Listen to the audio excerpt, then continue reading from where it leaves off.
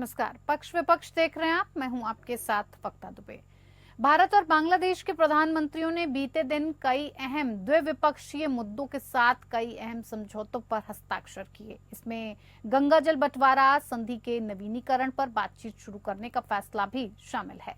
अब केंद्र सरकार के इस फैसले से पश्चिम बंगाल की मुख्यमंत्री और तृणमूल कांग्रेस सुप्रीमो ममता बनर्जी नाराज हैं। ममता इसके लिए जल्द ही पीएम मोदी को विरोध पत्र भेज सकती हैं। टीएमसी सांसद संसद सत्र में इस मुद्दे को उठाएंगे। टीएमसी इस मुद्दे पर भारत के सहयोगियों से बातचीत कर रही है। सिर्फ गंगा जल बंटवारा ही नहीं, 3 क्रिमिनल कानूनों के लागू होने का भी ममता विरोध कर रही हैं। पश्चिम बंगाल की मुख्यमंत्री ममता बनर्जी ने प्रधानमंत्री नरेंद्र मोदी को चिट्ठी लिखी है। ममता ने मोदी से अपील की है कि तीनों क्रिमिनल कानूनों को लागू होना फिलहाल टाल दिया जाए और इन कानूनों को जल्दी में पास किया गया है। यानी संसद सत्र में ममता के विरोध की गूंज सुनाई देगी। लेकिन अब ये देखना होगा कि ममता के विरोध को मोदी सरकार कितनी गंभीरता से लेती है। इसी विषय पर अब आज हम चर्चा करेंगे। खास मेहमान जुड़ेंगे, लेकिन उससे पहले एक रिपोर्ट पेश है।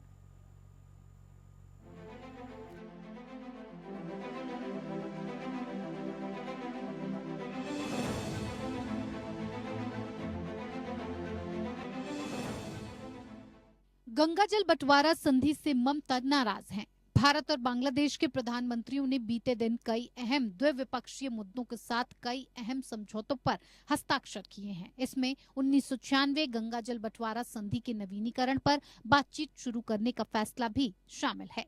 केंद्र सरकार ने 1996 की गंगा जल बंटवारा संधि के रिन्यूअल के लिए बांग्लादेश के साथ बातचीत शुरू करने के फैसला लिया, तो पश्चिम बंगाल की मुख्यमंत्री और तृणमूल कांग्रेस सुप्रीमो ममता बनर्जी इसे लेकर नाराज हैं।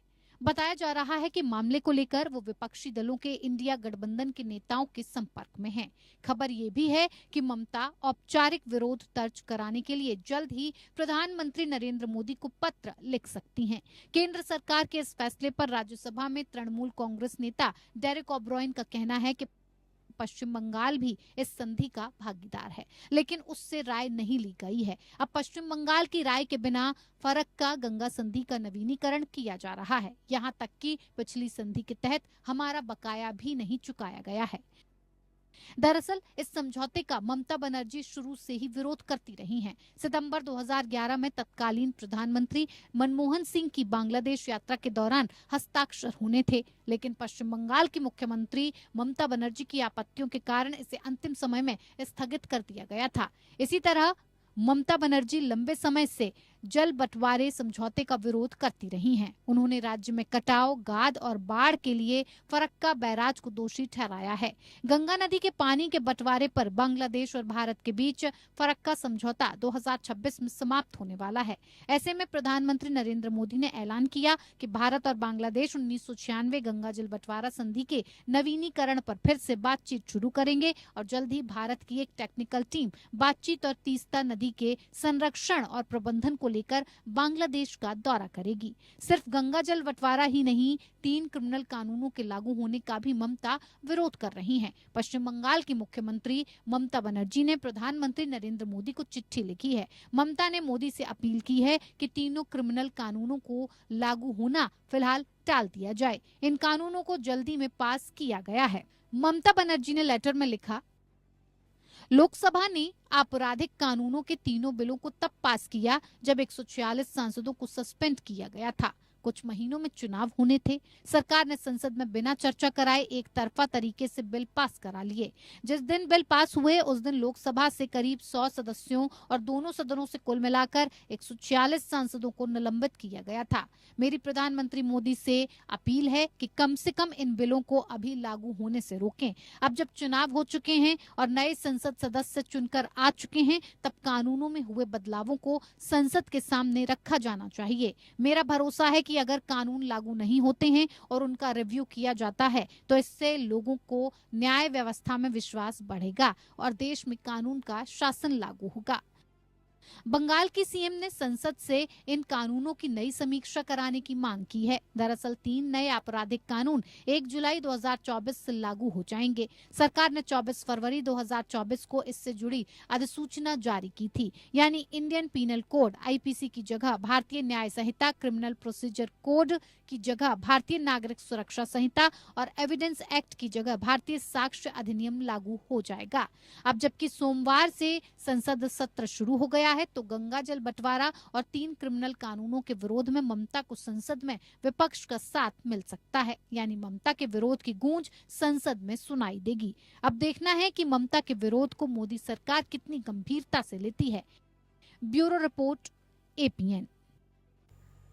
चलिए, इसी पर ज्यादा बातचीत के लिए हमारे साथ खास मेहमान जुड़ गए हैं, जिनसे मैं आपका परिचय करवा देती हूं। राकेश पोद्दार जी, प्रवक्ता भारतीय जनता पार्टी से हमारे साथ जुड़ गए हैं। बहुत स्वागत है राकेश पोद्दार जी आपका इस कार्यक्रम में। और मोहम्मद एहतिशामुल हक, नेता टीएमसी से हमारे साथ जुड़ गए हैं, आपका भी बहुत बहुत स्वागत है। शुरुआत हक साहब मैं आप ही से कर लेती हूँ।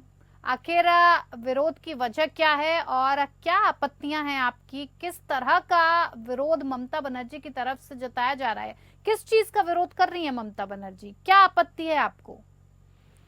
फिर से एक बार विषय दोहरा दे, थोड़ा सा मैं थोड़ा सुन नहीं पाया वक्ता दुबे जी। जी सर, इस बात को लेकर बातचीत हो रही है कि गंगा जल बंटवारा संधि को लेकर ममता बनर्जी काफी नाराज है। ममता बनर्जी इस पर बातचीत नहीं होने देना चाहती, तमाम तरीके की बातें कर रही हैं, विरोध कर रही हैं और एक बार फिर से इस बात को लेकर विरोध जता रही है। किस बात का विरोध है? क्या आपत्तियां हैं? क्यों आप नहीं चाहते हैं? किस तरह का विरोध है, ये समझाइए हमें। देखिए वक्ता जी, सबसे पहले जो फरक्का जो पानी लेकर के जो हो रहा है, ये फरक्का बांध लेकर के हो रहा है, तो हमारे राज्य में ये पड़ता है होते हुए, तो ये बांध हमारे इसमें पड़ता है, तो हमारे जो प्रधानमंत्री जी, हमारे जो रियासत की वजीर आला है, उनसे तो कंसल्ट करना पड़ेगा ना कि हम ये कर रहे हैं या फिर पानी के विषय में बात करें। लास्ट कुछ दिन पहले भी इस तरह की पानी को लेकर के यहाँ पर कुछ परेशानी आई थी, जो हमारी राज्य सरकार जो समझ लीजिए कि मिल करके बगैर बोले हुए, राज्य सरकार को बगैर बोले हुए इस तरह का केंद्र जो है, हमारे जो प्रधानमंत्री जी बैठे हुए हैं, इस तरह के हमारे वहाँ के जो प्राइम मिनिस्टर है उनसे बातचीत की। हम समझते हैं कि ये कहीं न कहीं हमारे जो ठीक है, केंद्र में कोई भी बात होती है तो राज्य सरकार को उसमें कंसाइनमेंट लिया जाता है। तो ये कहीं न कहीं इस वजह कर हमारी नेत्री ममता बनर्जी इस तरह की, देखिए पानी की बात है या कोई भी बात है, इस तरह से सर समझ लीजिए किसी भी कोई भी चीज जब होता है तो हम समझते हैं सबका सर्वसम्मति से होता है। एक बात बताइए, ना कि डिक्टेटरशिप होता है। मोहम्मद हक जी, एक बात समझा दीजिए मुझे, ये क्या 2 राज्यों के बीच की बात है? ये 2 राज्यों के जल बंटवारे की बातचीत हो रही है या 2 देशों के बंटवारे की बातचीत हो रही है? ये बांग्लादेश और भारत की बातचीत है ना, नेशनल पॉलिटिक्स है ना, नेशनल पॉलिसी के तहत ही कुछ डिसाइड किया जाएगा। तो आप क्यों चाहते हैं कि राज्य को इसमें इन्वॉल्व किया जाए? ये तो सेंट्रल गवर्नमेंट का, केंद्र का अपना मसला है। देखिए वक्ता जी मेरी बात समझिए, राज्य का कंसाइनमेंट इसलिए लेना पड़ेगा कि हमारे जो फरक्का जो बांध है, ये समझ लिए हमारे राज्य में मुर्शिदाबाद में पड़ता है, तो हमारे राज्य की मुखिया हमारी ममता बनर्जी है। तो आप ऐसा क्या हो जाएगा? आप समझ नहीं रहे हैं। आप एक बात बताइए, अगर आपके राज्य में कुछ भी पड़ रहा है लेकिन वो नेशनल इंटरेस्ट है, सिक्योरिटी से जुड़ा हुआ मुद्दा है, चीन भी उसमें हस्तक्षेप कर रहा है, चीन भी इस मामले से जुड़ा हुआ है, तो राज्य का होना इतना ज्यादा जरूरी है क्या? केंद्र सरकार देखेगा खुद कि उसको किस तरह से इस मसले को डील करना है। कोई भी चीज अगर होता है, जिस राज्य का विषय होता है, उस राज्य के मुखिया से, उस राज्य के मुख्यमंत्री से कंसल्ट कर करके ही कोई काम किया जाता है। आज कोई भी अगर योजनाएं होती है वक्ता जी, कोई भी योजना होती है तो देखेंगे केंद्र में 50-60% होता है और स्टेट का 40 से 50% होता है, तो दोनों के सर्वसम्मति से कोई भी दूसरा देश इन्वॉल्व नहीं होता है ना हक साहब। उस वक्त राज्य की और केंद्र की बात होती है, तब आपसी समझ की बात समझ में आती है। लेकिन यहाँ आपको क्या हस्तक्षेप करने की जरूरत हो रही है कि आपसे पूछा जाए? क्या पूछा जाए आपसे? क्या सलाह ली जाए, बता दीजिए जरा। क्यों नहीं, वो हमारे फरक्का बैरेज समझ लिए कि हमारे राज्य से जुड़ा हुआ पानी का जो है, जो ये केंद्र के इसमें आता है, तो कंसाइनमेंट करने में क्या बुराई है? अगर हमारी दीदी से अगर सलाह मशवरा करके काम करे तो उसमें क्या उनका कुछ छोटा हो जाएगा मोरल क्या? नहीं तो देशों के बीचों की बातचीत में हर बार आपको इन्वॉल्व कर लिया जाए क्या? नहीं, किस तरह की बातचीत होगी, क्या डील होगी, इन सब में अब क्या राज्य के मुख्यमंत्री की सलाह ली जाए? ये ऐसे तो हर राज्य उठकर आ जाएगा और देशों की बातें फिर तो निपट ही नहीं सकती हैं सर। सेंट्रल की बातों में अगर हर राज्य ये कहेगा कि भाई ये तो हरियाणा से जुड़ा हुआ मामला है, हमारी सलाह ले लो, अरे ये तो उत्तर प्रदेश से जुड़ा हुआ है, हमारी सलाह, ऐसे कैसे काम कर पाएगी गवर्नमेंट? देखिए इसमें जब कहीं न कहीं हम समझते हैं अकॉर्डिंग टू जिस हिसाब से सेंट्रल को भी किए करते हैं तो हम समझते हैं उसमें इस सलाह लेना ये इसलिए कि ये देश की बात, ये विदेश की बात, ये विदेश नीति की बात, ठीक है ना। तो यहाँ पर कंसाइनमेंट स्टेट इसलिए हमारा बॉर्डर इलाका पड़ता है, हमारे जो नदी के जितने भी जो कटआउट होते हैं, जितने भी फांगन होता है, जितने भी नुकसान होते हैं हमारे राज्य को होते हैं, तो उसमें हमारे अगर नेत्री हमारी जो मुखिया है उनसे अगर सलाह मशवरा करते तो कौन सा राज्य, उसमें तो कोई बात नहीं होती। ठीक है, चलिए मैं जवाब ले लेती हूँ। राकेश पोद्दार जी बताइए जरा, सलाह मशवरा कर लेते, अगर सलाह ले लेते, पूछ लेते, जान लेते, ये बहुत बड़ा उनका विरोध है इस बात को लेकर, क्या कुछ चल रहा है, जवाब दे दीजिए। देखिए वक्ता जी, हमारे देश का विदेश नीति क्या कहता है? 4 विदेश नीति हमारे देश का बना हुआ उद्देश्य, बना हुआ 4 उद्देश्य। पहला उद्देश्य कहता कि पहला और व्यापक उद्देश्य है कि अपने राष्ट्र हित में काम करना, पहला उद्देश्य। दूसरा उद्देश्य हमारे देश का कहता है कि एक बाहरी प्रवेश बनाना है लेकिन समावेशी और घरेलू विकास के लिए अनुकूल हो। तीसरा उद्देश्य हमारा कहता है कि 70 वर्षों से भारत एक गरीब विकासशील देश में उभरती थी लेकिन अर्थव्यवस्था में विकसित हुआ।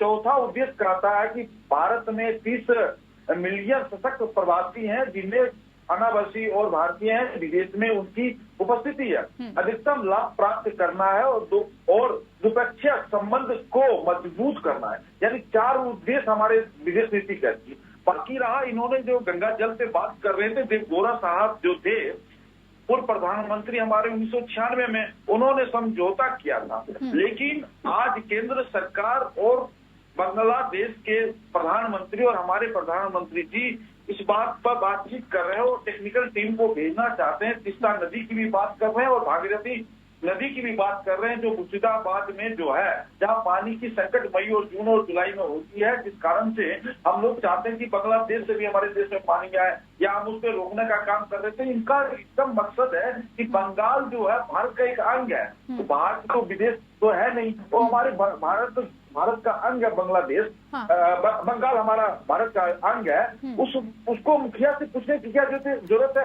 वो वहाँ की जो प्रधानमंत्री है बांग्लादेश की, वो तो हमारे प्रधानमंत्री से बात करेंगे, हमारे विदेश मंत्री से बात करेंगे, विदेश की नीति से बात करेंगे, विदेश की नीति हमारी क्या करती है। तो ये कुल मिला के राजनीति करना है और श्रेय प्रधानमंत्री केंद्र सरकार को मिलने वाला है, इसीलिए उसको घबरा रही है कि हमारा वोट बैंक खिसक ना जाए। हमने जिस मुद्दे को लड़ा और केंद्र सरकार उस पर काम कर रही है, क्या हम लोग गलती कर रहे हैं? हम अपने देश को आगे बढ़ाने की बात कर रहे हैं, गंगा जल बंटवारे पे हम सीधा उनसे बातचीत कर रहे हैं और भागीरथी नदी की बात कर रहे हैं, तीस्ता नदी की बात कर रहे हैं, उस पर हम लोग काम करना चाहते हैं। इनको क्या तकलीफ है? ये सोचते हैं कि मुझे भी इन्वॉल्व करो। हम कह रहे कि स्टेट की बात नहीं ना, इन्होंने कहा योजनाओं की बात कर रहे हैं। तो केंद्र सरकार की योजना और जो प्रदेश की योजनाओं की अलग अलग योजनाएं होती है और योजनाओं में जो बजट दिया जाता है वो हमारे अंग है, हम उनको देना है। जहाँ जिनकी जितनी भागीदारी है उनको उतना मिलता है। इसमें इनको बोलना ही नहीं चाहिए, इनको समझना चाहिए कि हमारे देश की विदेश नीति क्या करती है, हमारे विदेश नीति में उद्देश्य हमारा क्या है, उस उद्देश्य पे हम लोग काम कर रहे हैं। आज देखिए विदेश नीति भारत का कितना मजबूत हुआ है, सभी देशों से समावेशी से हम लोग काम कर रहे हैं। जहाँ भी हमारी जरूरत होती है और हम अपने फायदे के लिए,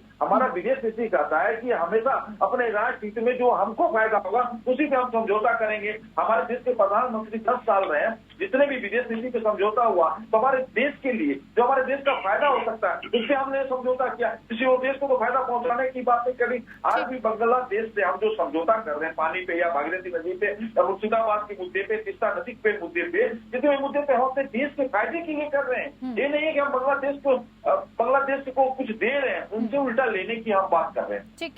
ठीक है हक साहब, देखिए बात तो देश की भलाई की हो रही है, बात बिल्कुल सही है। बांग्लादेश के साथ अगर किसी तरह की संधि की बातचीत की जा रही है तो कुछ अच्छे के लिए ही की जा रही है। इसमें आपकी आपत्ति किसी तरह से, मतलब ये बात समझ नहीं आ रही है सर कि आप इस बात पर इतना ज्यादा आपत्ति और इतना विरोध क्यों दर्ज कर रहे हैं। चलिए इस बात को छोड़ भी दिया जाए, सुनिए, इस बात को छोड़ भी दिया जाए तो आप 3 क्रिमिनल कानूनों का भी विरोध कर रहे हैं, सर कोई एक ऐसा मुद्दा है जिस पर आपको आपत्ति ना हो, आपको विरोध ना हो, आपको केंद्र सरकार की वो नीति अच्छी लगी हो कि चलिए ये काम केंद्र ने अच्छा किया, हम इसमें अब सहयोग करेंगे, कभी ऐसा लगा है?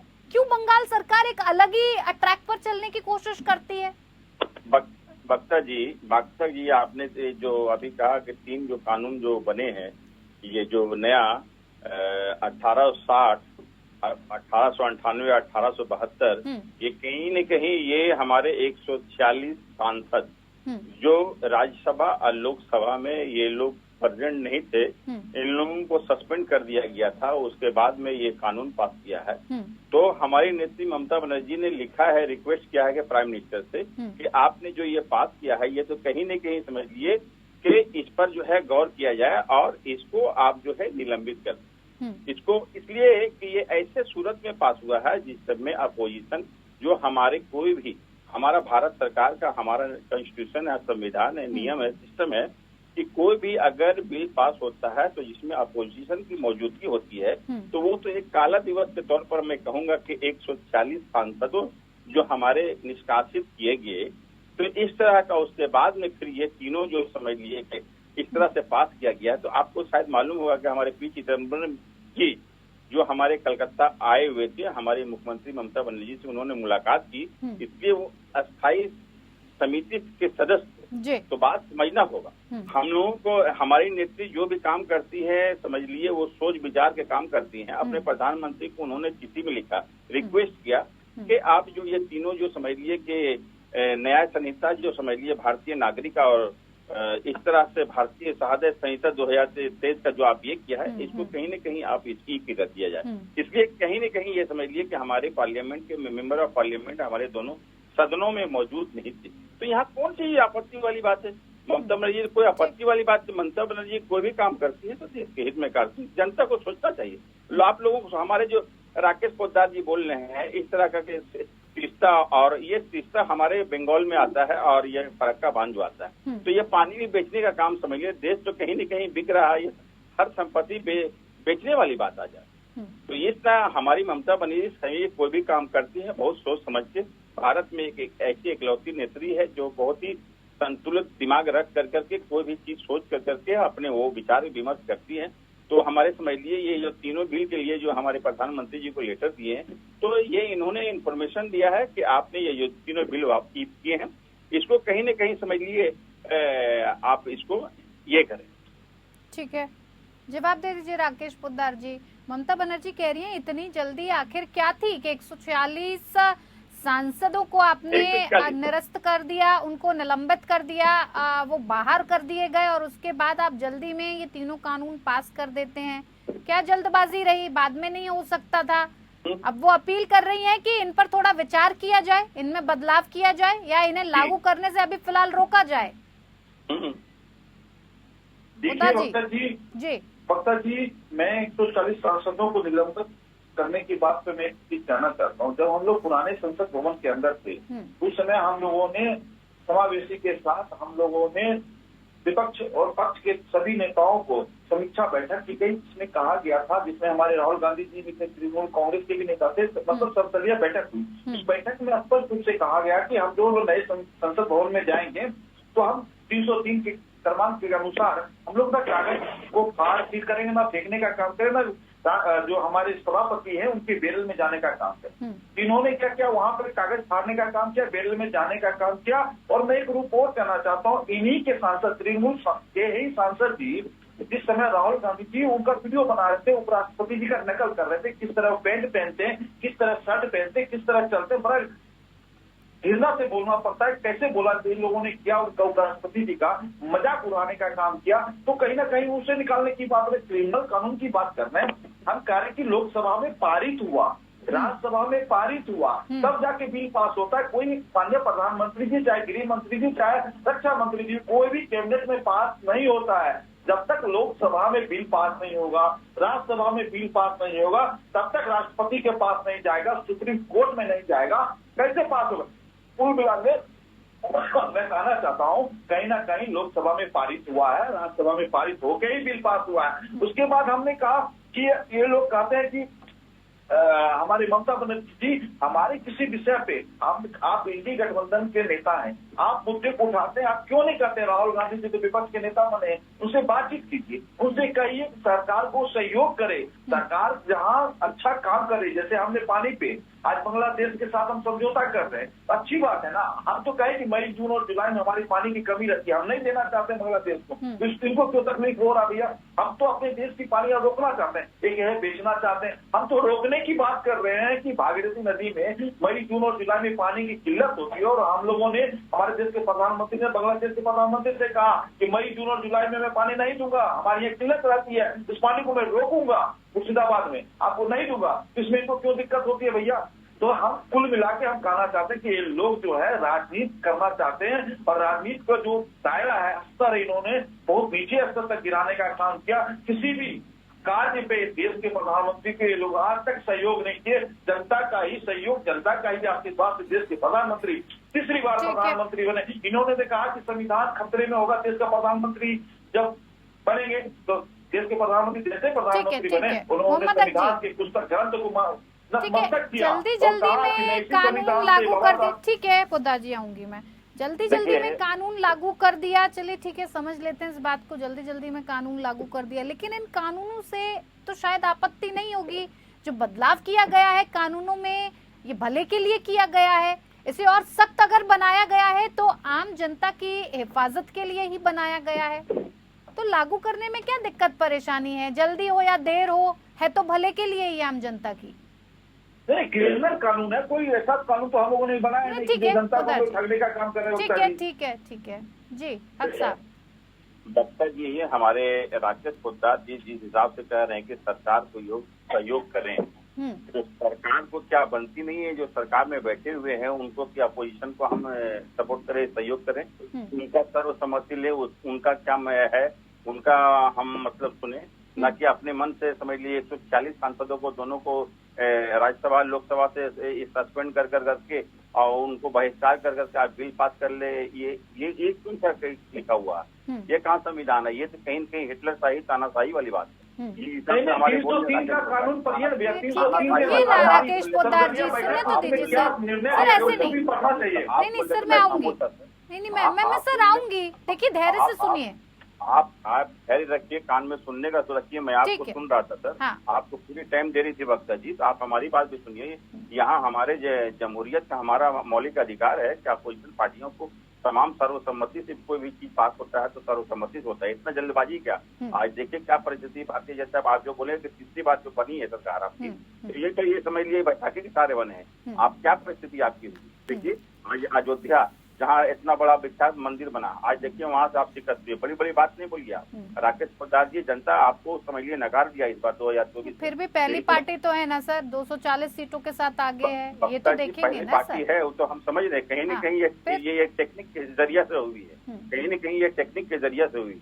240 सीट आई, तो जनता इसको इस बार बीजेपी को 100 सीट भी नहीं दे रही थी। आपको ये समझना होगा, ये कहीं न कहीं ये समझिए बहुत ही मतलब टेक्निक की जीत है। ये जीत ठीक है, मैं इसको स्वीकार करता हूँ, लेकिन ये ज्यादा दिन तक सरकार चलने वाली नहीं। सुलझाने की जरूरत है, समझ लीजिए अभी कुछ ही दिन देखिए, अभी तो आस्ते आस्ते स्टार्ट हुआ, अभी स्पीकर का भी चुनाव नहीं हुआ। आज तो पहला दिन 18वीं लोकसभा का पहला दिन, आज समझ लीजिए कि हम सभी लोग वहाँ पटेंट है, तो कितना दिन तक चलेगी सरकार, ये देखना होगा। हमारे जो राकेश पोद्दार बड़ी बड़ी बात कर रहे हैं कि हमारी राज्य सरकार की इतनी आपको केंद्र को भी राज्य से सहमति की भी जरूरत है, दोनों ही आपको आपस में तालमेल बिठाकर चलना होगा, क्योंकि ये देश की बात है, देश का इंटरेस्ट है। गंगा जल को लेकर कोई आपका अपना आपसी तो ये कोई फायदा हो नहीं रहा है केंद्र सरकार को, कि अगर बातचीत हो रही है बांग्लादेश के साथ तो उसका अपना आपसी फायदा है, देश के साथ ही फायदा है ना सर। ये कहीं न कहीं ये समझिए ये भी बिक्री का बात है, ये भी कहीं न कहीं ये केंद्र में जो बैठी हुई सरकार है, ये पानी भी बेच देंगे, सब कुछ बेच देंगे। नहीं ये तो देखिए ये तो